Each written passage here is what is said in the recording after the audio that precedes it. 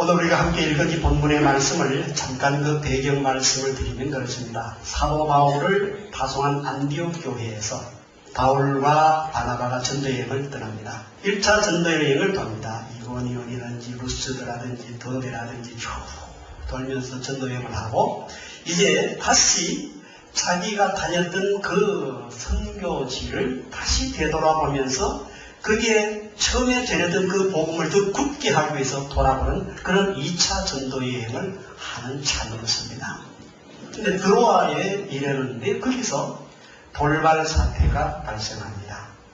거기에서 한 환상을 보는 것을 계기로 해서 이들이 마게도냐로 선교의 발길을 돌리게 되고 이것이 선교의 방향이 서향하게 되는 그런 한 계기가 만들어집니다.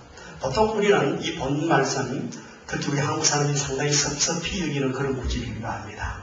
왜 하나님께서 그때 아시아의 복음을 전하지 못하게 하셔서 우리가 진작 복음을 받아들였을 때는 우리가 더 기독교 역사에 깊이 뿌리를 내릴 수 있고 우리가 더 신앙 깊은 그런 선조들을 만날 수 있었을 텐데 왜 하나님은 복음을 서양하게 하셔가지고 우리에게 복음이 이렇게 늦게 들어오게 했는가. 상당히 우리가 섭섭히 여기는 그런 구절이기도 합니다만은 사실 이 본문은 그런 구절은 아닙니다.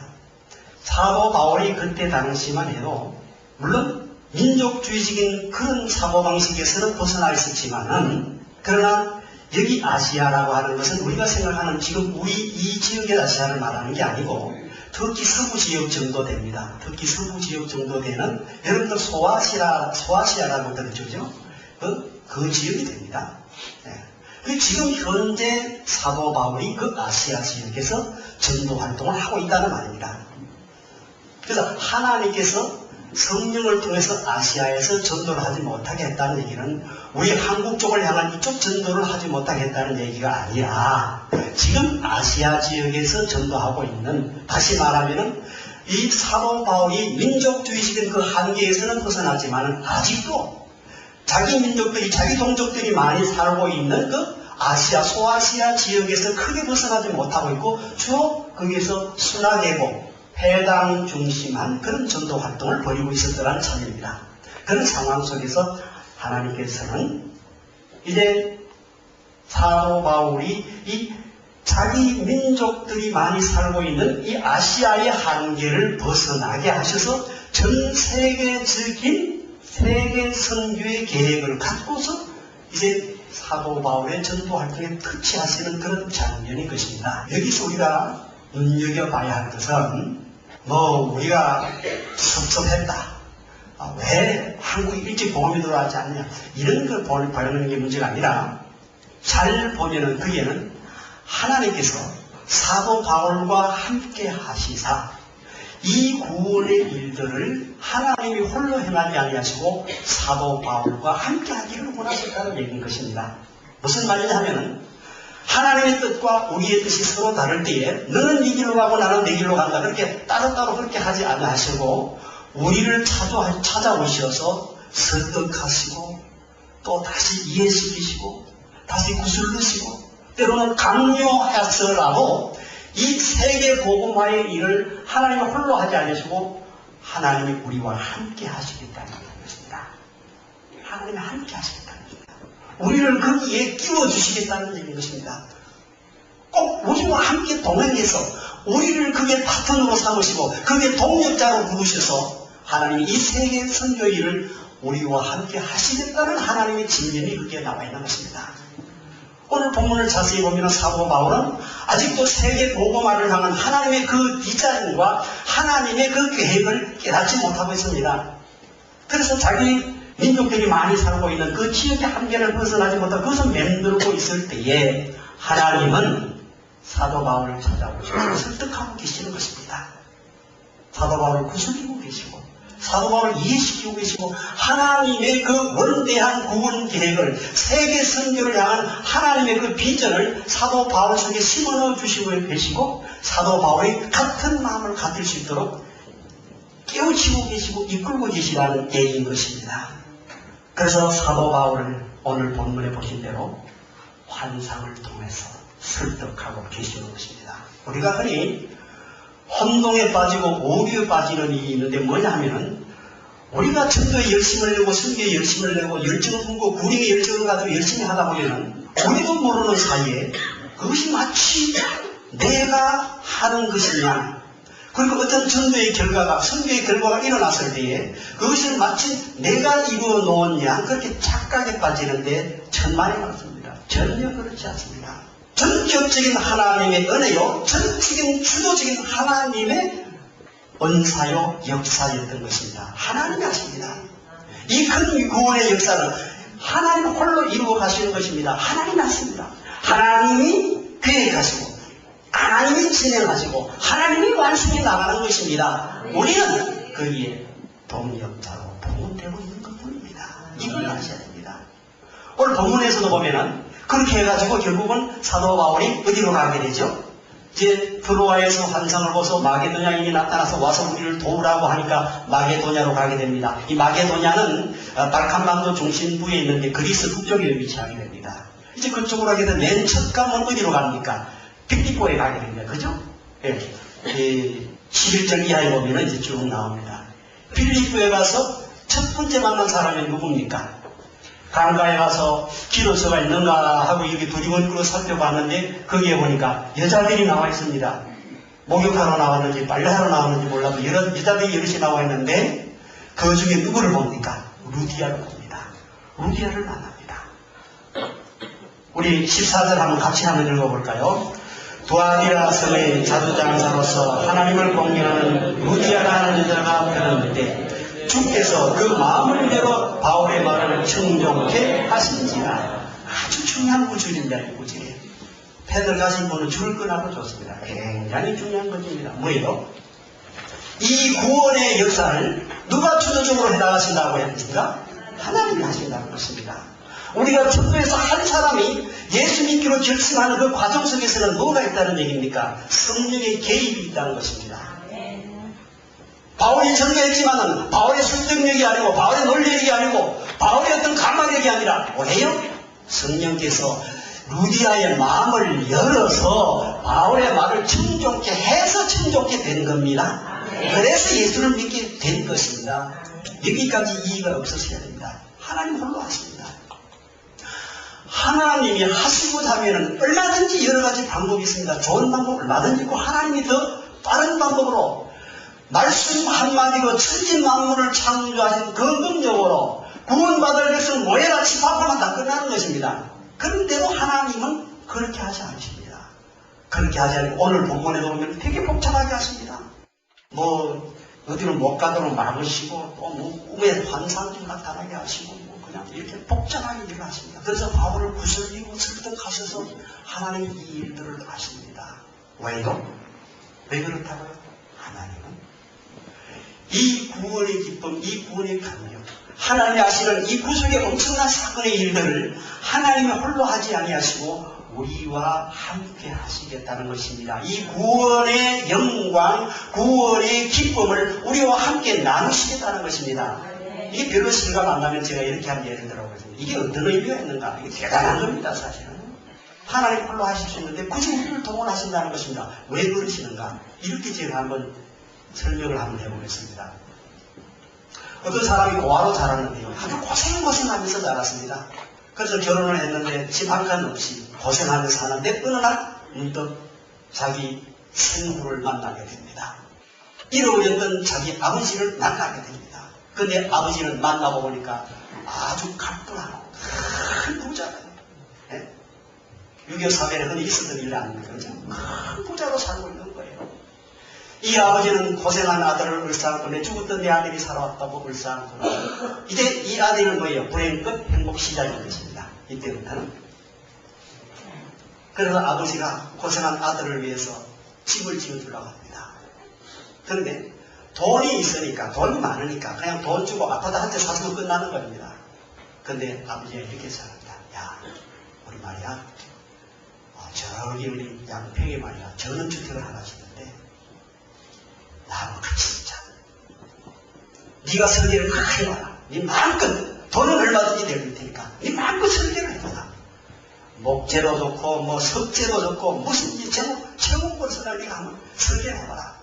그리고 우리 같이 진짜 방황건 없이 살던 이 아들이 자기 집이 있습니다. 그 집도 말입니다. 멋있는 젊은데 경치 좋은 것이면 멋있게 지는데 그것을 내 손으로 아버지와 함께 했으면 얼마나 신명 나겠습니까? 얼마나 신바람 나겠습니까?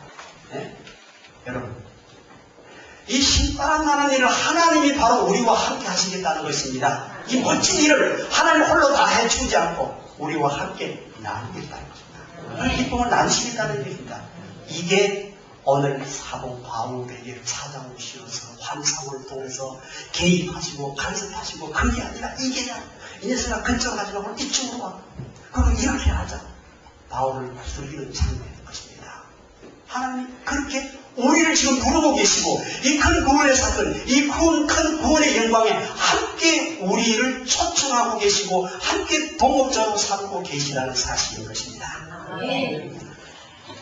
죄악 중에서 종로로 달려 사탄에 시달리는 저들에게 참된 인생의 목적이 어디 있으며 무엇이 살만한 인생이며 인생의 영광이 어디 있는가를 보여주는 그리고 하나님의 영광 위에 세워진 저 영원한 영생이 무엇인가를 제시하며 하나님께 영광으로 인도하는 이 일을 하나님 홀로 하지 않으시고 우리와 함께 하시겠다는 것입니다. 프로야구에서 일본 프로야구에서 참 재밌는 그 사건이 하나 있습니다. 아마 여러분들도 대부분 아실 줄 압니다. 이승엽 선수 말입니다. 참 저는 눈여겨봤습니다. 일본의 큰 그 관심을 받으면서 그 돈이 얼마나 벌립니다. 엄청난 그 돈을 걸어놓고서 요미우리 선수로 들어가지 않습니까? 4번 타자로 4번 타자는 여러분 최고 중요한 선수입니다. 제일 중요한 선수 4번 타자로 들어가는데 이 이승엽이가 4번 타자로서의 역할을 제대로 해내지 않고 연신 빌빌거립니다. 연신 삼진 아웃다운 아닙니다. 빌빌거려요. 아마 하라 감독은 속이 탈탈 겁니다. 이 하라 감독의 전격적인 신임을 얻어서 4번 타자로 그렇게 기용을 했는데 이게 4번 타자로서 제규식을 해주지 못하고 빌빌거려요. 그런데 참 저는 거기서 일본 사람들도 저런 면이 있는가 싶을 정도로 하라 감독은 호시스럽게도 우직스럽게도 그 빌빌거리고 시원찮은 4번 타자를 버리지 않고 끝까지 4번 타자로 기용을 합니다. 잠깐 변동이 있었습니다만 끝끝내 이승엽을 4번 타자로 끌어버립니다. 4번 타자 구실을 못해가지고 빌빌거린 그때도 하나는 속이 다 타가지고 내 가슴이 다 타다. 5번 6번으로 내려가면서 내 가슴이 다 탄다. 그렇게 표현하면서 계속 이승엽에 대한 기대를 저버리지 않는 것입니다. 저 감동되더라고요. 그런 거 보면서 야 일본 사람도 저런 면이 있었는가? 결국은 어떻게 했습니까? 이승엽이 그래도 마지막에는 제 구실을 해야 되잖아요. 홈런 때리면서 말입니다. 말하자면 그렇다는 말입니다. 말하자면 빌빌거리는 우리들, 시원찮은 우리들을 그래도 하나님은 우리를 향하여서 그 관심을 버리지 않고 그 애정을 버리지 않고 그 기대를 버리지 않고 결국 우리를 통해서 이 일을 해내기 시작한다면 우리를 통해서 우리와 함께 이 일을 하시겠다는 것입니다. 포행자요 핍박자에 난 바울을 찍어서 굳이 그를 통해서만 세계 복음화의 기틀을 삼으셨던 그 하나님께서 오늘은 굳이 우리를 통해서 이 큰 구원의 사건들을 이루어 가시겠다는 말씀인 것입니다. 거기에 쓰임받고 거기에 동원되었다는 것은 얼마나 큰 감사며 감격인지 여러분 새삼스럽게 하나님 앞에 감사해야 되겠습니까? 태진아 노래 중에서 그런 노래 있습니다. 사랑은 아무나 하라. 네, 여러분 사랑은 그 땅의 사랑은 아무나 할 수 있습니다. 그 정도 싸구려 사랑은 누구나 할 수 있습니다. 우리 한번 합시다. 성경은 아무나 하나. 성경은 아무나 하는 거 아니에요. 누구만 할 수 있어요? 하나님께 뽑힌 사람들. 하나님이 지대한 관심과 지대한 기대를 가지고 결국 내가 너를 통해서만 이 큰 구원의 일들을 이루겠다고 하나님께서 찍어 뽑은 사람들, 내 너와 함께 하겠다고 그렇게 뽑힌 사람들입니다. 주가 크신 은혜 내려 나를 항상 돌아보고 많은 영광 보여주며 나와 함께 가시네. 하나님 우리와 함께 가자는 겁니다. 내가 함께 가자. 이 큰 구분이, 이 영광스러운 구분이들 우리와 함께 입장을 말씀하고 계시는 것입니다. 그런데 여러분, 더 결정적인 얘기는, 여기서 더 결정적인 클라이막스는 뭐냐면은, 마게도냐 사람의 환상에 나와서 와서 우리를 도우라고 합니다. 여러분, 이걸 만일 우리가 어떤 드라마로 만들어서 액션을 취한다면 어떤 것 같습니까? 어서 우리 좀 도와줘. 그냥 간단히 이렇게 말씀드리겠습니다. 저는 굉장히 그 어떤 연민의 표정을 가지고 말입니다. 굉장히 불쌍한 표정을 가지고 간절한 마음으로 다 실어서 와서 우리를 좀 도와달라고 간곡히 호소하는 그런 모습이었을 거라고. 예?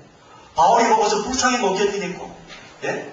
바울이 보고서 감동받을 목표를 견딜 정도로 그렇게 굉장히 간곡한 그런 모습으로 나타났을 것이라고 저는 상상을 해봅니다. 상상은 마음대로니까. 선교 현장에서의 안타까운 부부치적인 것입니다. 여러분, 선교 현장을 한번 둘러보십시오. 아마 단기 선교로 이 교회도 아마 많이 갔다 와 보실 줄 압니다. 정말 얼마나 사상적으로 공허하며 인생길에서 비틀기리며 생수 있은 예수를 만나지 못해가지고요 갈증으로 헤매고 있는지 모릅니다. 중국에 가면은요, 목사님들에 가면은 목사님 한번 보겠다고 며칠을 기차 타고 온답니다. 며칠 걸려서 목사님 한번 보겠다고, 목사님이 도대체 어떻게 생겼는지 목사님 한번 보겠다고 며칠 걸려서 기차 타고 하고 온답니다. 거기는요, 집사님들이 가서 안수기도 해야 돼요. 병자가 벌떡벌떡 일어난답니다. 그런데 희한하게도 이런 신통력이 한국에만 오면 안 통한다는 겁니다. 이게 무슨 얘기입니까? 그만큼 그곳이 급하다는 얘기입니다. 하나님이 절실하게 필요로 하신다는 것입니다. 그 얘기인 것입니다. 그렇게 도움이 절실한데도 하나님은 굳이 우리를 동력자로 부르고 계시고 우리와 함께 하셨다고 굳이 그 다급한 상황을 누르고 계시는 것입니다. 이걸 보시란 말입니다. 여러분 한번 이 양쪽 상황을 동시에 한번 마음속에 그려보시기 바랍니다. 상상력을 총동원해서 한번 그려보시기 바랍니다. 한쪽은 와서 우리를 도우라고 간곡히 절실하게 도움을 요청하고 있는 그 영적인 결핍 상황과 그럼에도 불구하고 하나님은 준비된 자기 사람들을 쓰겠다고 바로 우리들을 동원해서 쓰겠다고 우리를 구슬리고 설득시키고 있고 그쪽을 준비하고 기다리게 하고 누르고 계시는 이 양쪽 상황을 한번 동시에 한번 그려보시기 바랍니다. 바울을 마게도냐로 로마로 걸어가게 하셨던 것처럼 우리 부가를 움직여서 자기 백성들을 구원하시는 일에 동참하도록 부르고 계시는 하나님의 이 열심을 생각한다면 우리는 새삼스럽게 하나님이 부르시고 순종해야 될 책임감을 느끼게 됩니다. 절경 순종해야 되는, 아니 순종하지 않고는 배길 수 없는 이 다급한 상황, 이 절박한 상황을 한번 보시란 말입니다. 우리 한국교회가 지금 오랜 동안에 지금 침체기에 있습니다. 실제로는 마이너스 성장이라는 이런 말까지 돌고 있어요. 거의 대부분의 교회가 성장하지 않는 이런 상황에 와 있습니다. 네. 이 얘기는 여러분에게 공감이 안 되는지 모르겠습니다. 저는 그래서 합니다. 한국 교회의 이 침체의 의미가 물론 타락돼서 다양한 면에서 우리가 해석할 수 있고 그것을 분석해 볼 수 있습니다. 그리고 여러 이유가 있을 수 있겠습니다. 그러나 저는 그렇게 생각합니다. 그 많은 이유 중에 하나, 꼭 이거하고는 안 하는데 그 많은 이유 중에 하나는 뭐냐 하면은 하나님께서 우리 전도의 관심을 선교로 끌게 하려고 하나님께서 잠시 이 한국교회의 부흥을 멈추게 하신 것이 아니냐 하는 생각이 저는 듭니다. 저는 그 생각이 듭니다. 터키 지역에서 맴돌았던 그 바울의 전도 여행에 그 비드니아 행을 막으시고 마게도냐를 보게 하시고 그리고 세계 선교를 향한 유럽 전도로 선교 방향을 제시해 주신 것이 한국 표류의 이 불행의 열정을 국내 전도에만 머물러 있게 하지 않으시고 세계 선교를 발길을 돌리게 하시려는 하나님의 간섭이요 성령의 개입일 수 있다는 생각입니다. 제 생각이 과히 틀리지 않았다고 생각합니다. 나물밭에 물을 주는데 말입니다. 한쪽은 계속입니다. 저쪽은 바싹 말라있는데 바싹바싹 말라들어가게 준대면 계속입니다. 이러면 뭘 하십니까? 저쪽에도 좀 줘라. 우리 하나님이 그러지 않겠습니까? 우리 한국에만 계속 쏟아부어가지고 한국인 차고 넘치는데 적어도 전도의 기회에 있어서는 우리 한국은 차고 넘칩니다. 교회 성장에 전도 안에서 안 된다. 그렇게 보기 어렵다고 저는 봅니다. 그게 하나님의 기쁜 뜻이 있다고 봅니다. 세계 선교. 우리 한국 사람의 이 불행의 열정은 정말 특이합니다. 세계 어느 나라에서도 이런 열심을 보기 어렵습니다. 그런데 하나님, 우리 한국 사람들을 보셨잖아요. 우리 한국 사람들의 기질과 한국 사람들의 그 열심을 보셨잖아요. 그 열심 가지고 터키도 좀 가다오. 아프리카도 좀 가다오. 러시아도 가다오. 미든도 종족에게도 좀 가다오. 하나님이 우리에게 그렇게 관심의 초점을 끌고 계시는 장면이 아닌가 생각이 듭니다. 전쟁이 일어나는데 군사 배치하는 데 있어서 적당하게 배치해야 돼요. 골고루 배치해야 돼요. 한쪽에만 군사가 몰려서 해야 되겠습니까? 지금 그런 현상이 아니겠습니까? 쏠린 데는 계속 쏠리고 저쪽은 빗겨 있고 빗겨져 있는데 그쪽으로 가야 되지 않겠습니까? 우리 한국에는요. 목사하겠다는 사람들이 이게 또 아주 특이한 면세입니다. 목사하겠다는 사람이 왜 그렇게 많이 나오는지요? 그래서 해마다 교회를 마치 못하겠다가 그냥 기하급수적으로 늘어나고 있는데 여러분 이게 뭐라고 봅니까? 전 다른 거 아니라고 봅니다. 지금 일본에는요 목사하겠다는 사람이 없어가지고 무교회가 늘어납니다. 목사님은 자꾸 연세 많으시고 한 분 두 분 자꾸 돌아가시는데 목사하겠다는 사람이 없으니까 목사가 없어지는 교인은 있는데 목사가 없어지는 교회가 많이 생깁니다. 무목교회라고 합니다. 무목교회. 목사 없는 교회. 일본어만 잘하면요 한국 사람들도 어서 오십시오 합니다. 이건 뭐라고 봅니까? 하나님이 우리 한국 사람들을 세계 선교에 쓰시겠다는 사인인 것입니다. 이걸 보셔야 합니다. 부자와 나사로 비유해서 여러분 부자의 죄가 뭐라고 봅니까? 부자가 나무 잼을 착취했습니까? 간통을 했습니까? 뭘 잘못했습니까? 부자의 죄가 뭡니까? 그렇죠. 가난한 이웃을 옆에 두고서 저 혼자 잘 먹고 잘 살아가는 것입니다. 저 혼자 잘 먹고 잘 사는 건 죄가 됩니다. 영적인 상황에서나 마찬가지로 봅니다. 저 이웃 나라는 굶주려 있는데 하나님의 사람을 보고 싶어 하는데 하나님이 보내신 사람들을 보고 싶어 하는데 만나고 싶어 하는데 우리는 이렇게 배만 두드리고 있어서야 되겠느냐는 것입니다. 저쪽은 목말라하고 있습니다. 애타하고 있습니다. 제발 와서 좀 도와주세요. 간곡하게 호소합니다. 이 애절한 호소를 외면하지 마시기 바랍니다. 하나님의 이 절박한 부르심에 응하시기를 바랍니다.